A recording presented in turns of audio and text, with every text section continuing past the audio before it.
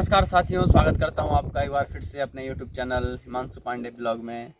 तो साथियों, आप मेरे बगल में देख रहे होंगे हमारे बड़े भाई, मेरे बड़े भाई कुलदीप सिंह रौथान, और हमारे साथ हैं तस्वीरों में पहाड़ भी हमारे साथ हैं। तो आज हम तीनों गढ़वाल की प्रथम राजधानी जो देवलगढ़ है उसको एक्सप्लोर कर रहे हैं। तो हमारे साथ हमारे बड़े भाई हैं। तो बड़े भाई, आप थोड़ा सा जो गढ़वाल की जो पुरानी सबसे प्रथम राजधानी है देवलगढ़, उसके विषय में आप थोड़ा बताएं। हिमांशु जी, सबसे पहले आपके जितने भी सब्सक्राइबर हैं आप सभी को स्वागत प्रणाम। मैं कुलदीप सिंह रौथान हूँ और आज हम गढ़वाल के बहुत बड़े ऐतिहासिक हम जगह पर हैं। इस समय हम लोग देवलगढ़ में हैं। देवलगढ़ जो कि जो गढ़वाल परमार वंश है, पंवार वंश जिसे हम अब कहते हैं पंवार वंश, और वो पंवार वंश की प्रथम राजधानी हम देवलगढ़ में हैं। और 15वीं शताब्दी में, यानी मान के चलिए 1500 की मैं बात कर रहा हूँ, 1512 और 1500 के लगभग यहाँ राजधानी यहाँ शिफ्ट की गई थी। जो राजा थे, 37वें राजा थे परमार वंश के, राजा अजयपाल शाह। और शाह बाद में जुड़ा हालांकि, लेकिन राजा अजयपाल, और राजा अजयपाल की राजधानी, राजा अजयपाल ने यहाँ अपनी राजधानी लाए और इस जगह पे, देवलगढ़ जगह पे उनको उपयुक्त स्थान मिला। और कहा भी ये भी जाता है क्योंकि जो अजयपाल थे वो जो सत्यनाथ है, जो नाथ संप्रदाय के जो लोग हैं उनमें से एक सत्यनाथ भी हुआ करते थे उनके। तो सत्यनाथ जी उनके सपने में आते हैं, और क्योंकि वो भी उनके चेले थे, शिष्य थे, तो सत्यनाथ जी उनके सपने में आते हैं और वो कहते हैं कि आप अपनी चांदपुर गढ़ी से आप अपनी राजधानी को आप इस स्थान पर शिफ्ट कीजिए, और सबसे उपयुक्त स्थान है। अब इस जगह के खास महत्व इसलिए भी है, ये केवल राजा की राजधानी नहीं है। राजा की राजधानी तो ये इस तरह से हम इसको कह सकते हैं कि ये एक ऐतिहासिक जगह है, लेकिन इतिहास के साथ साथ यहाँ पर एक बहुत बड़ा शक्ति का केंद्र है, और वो है माँ राज राजेश्वरी का मंदिर। और माँ राज राजेश्वरी जो है वो उस समय अजयपाल और इस तरह के जो हमारे जो ये शासक थे, गढ़वाल के शासक, इनकी कुल देवी हुआ करती थी। जितने भी हमारे पूरे उत्तराखंड में जितनी भी जातियां हैं, इन सब की कुलदेवी लगभग सबकी कुलदेवी राज राजेश्वरी थी। और जब चांदपुर गढ़ से यहाँ शिफ्ट हुआ, राजा का जत्था जब साथ साथ चल रहा था, तो वहाँ से जो उनके पास जो श्री यंत्र था, और कहा जाता है कि वो जो श्री यंत्र था, वो जो यंत्र था वो शंकराचार्य जी ने राजा अजयपाल को दिया था। कहा जाता है कि बद्रीनाथ और इस तरह के जो दर्शन वहाँ कराए गए थे, तो शंकराचार्य को जब दर्शन कराने थे तो कुछ उनको देना पड़ रहा था, कुछ चीज़ें देनी पड़ती थी। तो उन्होंने अपना श्री यंत्र राजा को दे दिया, और राजा ने उसे अभिमंत्रित जिस तरह से भी किया होगा उसको, और देवी को अपनी कुल देवी के रूप में माना।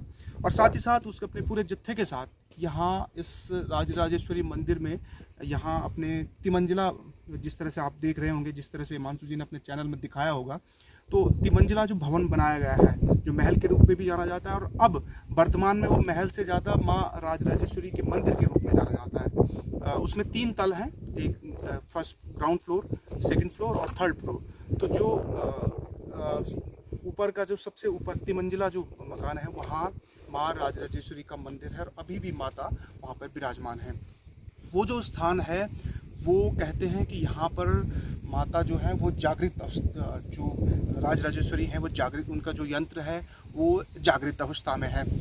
बहुत सारी, क्योंकि ऐतिहासिक आप तस्वीरों में पहाड़ हमारा चैनल देखेंगे तो उसमें भी हमारे उसके जो होस्ट हैं देव प्रकाश अग्रवाल, उन्होंने भी इसमें बातें की हैं कि हमारे जो ये जो सारी हमारी ऐतिहासिक जगह हैं, इनमें इतिहास जनश्रुतियों के आधार पर ज़्यादा बना है, यानी कि एक दूसरे से किंवदंतियों के आधार पर ज़्यादा बना है। सत्यता कितनी है उन बातों में, वो लिखित कहीं भी नहीं है। फिलहाल इतिहासकार होते हैं, चाहे वो वर्तमान में हम लोग हैं, हम उन चीज़ों को ही अडॉप्ट करते हैं जो हमें सत्य के काफ़ी करीब लगती है, हमने उन चीज़ों को अडॉप्ट किया है।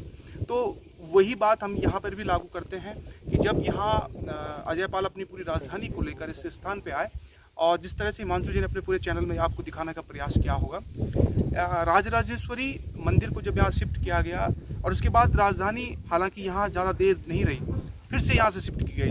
राजधानी यहाँ से 18 किलोमीटर दूर श्रीनगर क्षेत्र में राजधानी कर दी गई। और कहते हैं कि वहाँ भी माता उनके सपने में आई, और उनके सपने में आने के बाद जब माता उन्होंने उनको आदेश किया कि आप अपनी राजधानी देवलगढ़ से श्रीनगर की तरफ शिफ्ट कर दी। तो कहानी जो है, ये जो कहानियाँ हैं वो जो उपयुक्त कहानी लगती है, जो सबसे सत्य के सब काफ़ी करीब लगती है, उन कहानियों के आधार पर हम ये बातें कह रहे हैं। और हालांकि ये भी नहीं है कि सारी किंवदंतियाँ हैं, कुछ न कुछ तो सत्यता है उन बातों में, हम ये भी नहीं नकार सकते हैं कि सारी किंवदंतियाँ हैं। आप महल अभी भी मौजूद है, महल में तिमंजिला अभी भी मौजूद है। राजा के समय के जो वहाँ यदि जो अब मेला लगने वाला है, बैसाखी के दिन मेला लगता है, तो राजा के समय के जितने भी वहाँ जो एंटीक चीज़ें होती हैं, उनके बर्तन, उनके दरबार, वो भी आज यही है। बहरहाल इस बहुत बड़ी चर्चा इसमें हो सकती है। पूरी बातों का सार यही है कि ये जो देवलगढ़ है, आप अगर फिर से मैं एक अपने चैनल यानी कि तस्वीरों में पहाड़, उसमें जिस तरह से आप देखिएगा उस चैनल में, तो जिस तरह से हमारे सर देव प्रकाश अग्रवाल सर ने बात की कि इस 52 गढ़ों में से इस गढ़ का बचने का कारण सिर्फ और सिर्फ यही है कि यहाँ माँ राजराजेश्वरी देवी का मंदिर है। और इसके साथ साथ ही ये तो 15वीं शताब्दी की मैं बात कर रहा हूँ, लेकिन 7वीं शताब्दी का एक और मंदिर यहाँ स्थित है, और वो है माँ गौरा देवी का मंदिर। वो भी हिमांशु जी ने बहुत अच्छे से कवर किया है, उसको भी आप दर्शकों तक उसको पहुँचाया होगा। और ये जो स्थान है, ये इस स्थान पर अभी भी वो पूरे आपको अवशेष देखने को मिलेंगे। आपने मंच देखा जहाँ से राजा पूरे अपनी प्रजा को संचालित करता था, उसके आपने जिस तरह से उसमें नक्काशियाँ की गई वो आपने देखी। साथ ही साथ यहाँ अब जो स्थिति है वो इस तरह की है कि लोगों का ध्यान इस तरफ जा रहा है, लोग इस स्थान के तरफ आ रहे हैं।